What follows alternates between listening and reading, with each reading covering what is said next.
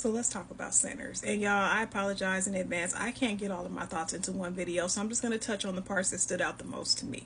So for one, I think this movie was allegorical for a couple of things. I think it was allegorical for not inviting everybody to the cookout, which it should be obvious, but I also think it's allegorical for choosing the path of spirituality over religion, because while spirituality is a path of trials and tribulations that are essential to your growth, it's also a journey that you embark on by choice, and it's something that's more fulfilling because you're living in your purpose. Whereas religion is something that tends to be indoctrinated into a person, and while it may be the safer option, it keeps you in bondage because you're living outside of your purpose. And that's literally what Sammy was grappling with the whole movie.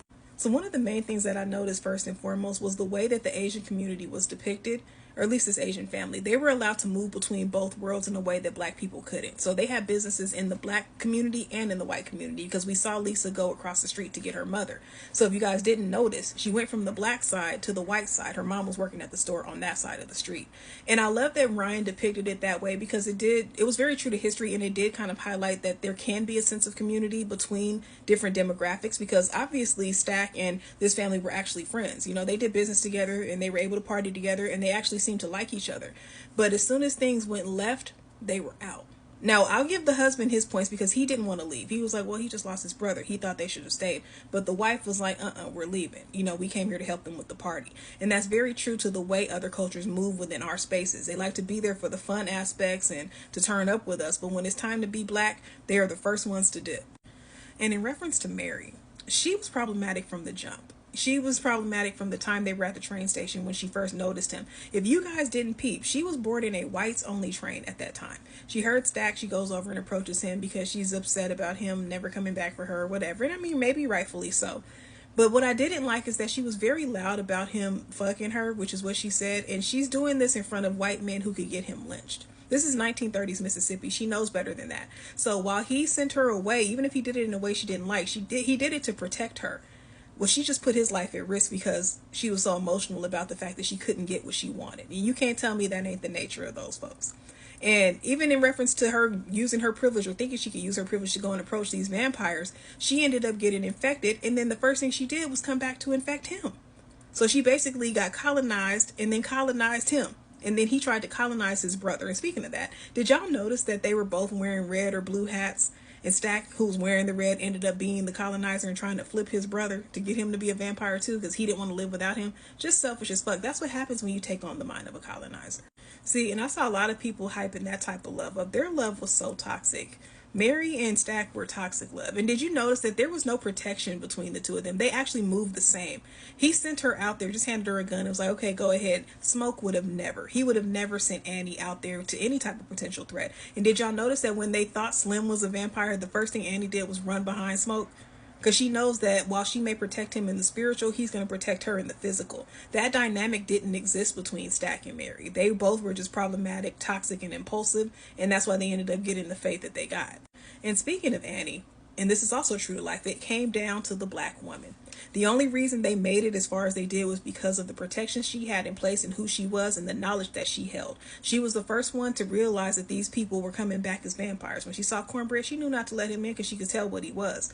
Had she not been there, there would have been no protections in place, first off. But had she not been there, and let's say that there was a barrier, they would have let him in. And everything would have just been, it would have been over right then and there. But because of her knowledge and because of her wisdom and because of her hoodoo practices and her, honestly, her ancestral divinity, she was able to kind of ward that off, even though she knew in the end that she wasn't going to make it, because we saw her throw them bones.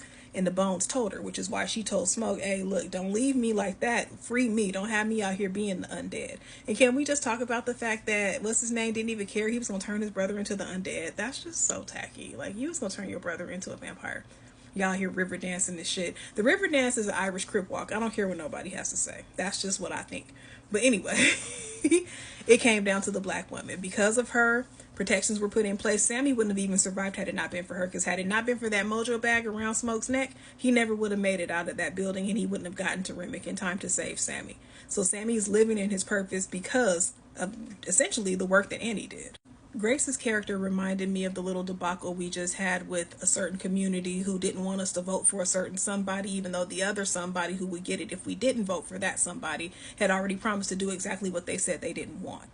You know, that expectation of black people to put their lives and their families and everything that's important to them on the front lines for other people just for the possibility of something. That's exactly what Grace wanted. She expected this handful of people to fight off a whole slew of vampires just so that she could possibly have the chance to go find her daughter, which in all likelihood was not going to happen, and she knew that. But she didn't give a fuck. She forced their hand by inviting these evil demonic vampires in.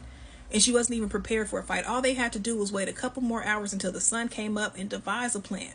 You know, that would have gave them a whole day before nightfall to figure some shit out. But she wanted what she wanted in that moment and didn't give a fuck what the consequences would be for other parties involved. And that is very true to what we just saw. Another thing that stood out to me was that we need to start listening to our elders more. The way that Slim was telling those stories, these people have such a rich history and so many experiences and so much knowledge and wisdom that we don't understand because a lot of them don't share stories.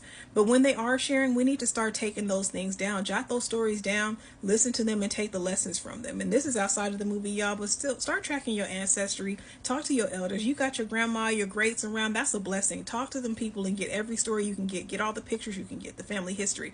It's so important because it keeps us linked to that ancestral power that Sammy had. Now, I think that we all have the ability to tap in whatever way because it's just naturally in us, but those type of things strengthen that connection. And I love that they showed Slim is not just a drunk but a storyteller. He was very important. And if you notice, he had already been through so much in his life that he was willing to sacrifice himself in the end, even though that had to be terrifying. That man cut his own wrist and was like, come get me, just to give them the chance to move forward, which is very much equivalent to what our ancestors did for us. They took the lashings, they took the hosings, they took everything that they took to give us the chance to move forward, and we need to respect that more.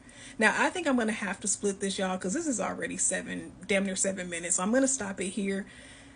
If y'all want me to make a second part, I will, I guess. That's a lot of talking. Love y'all.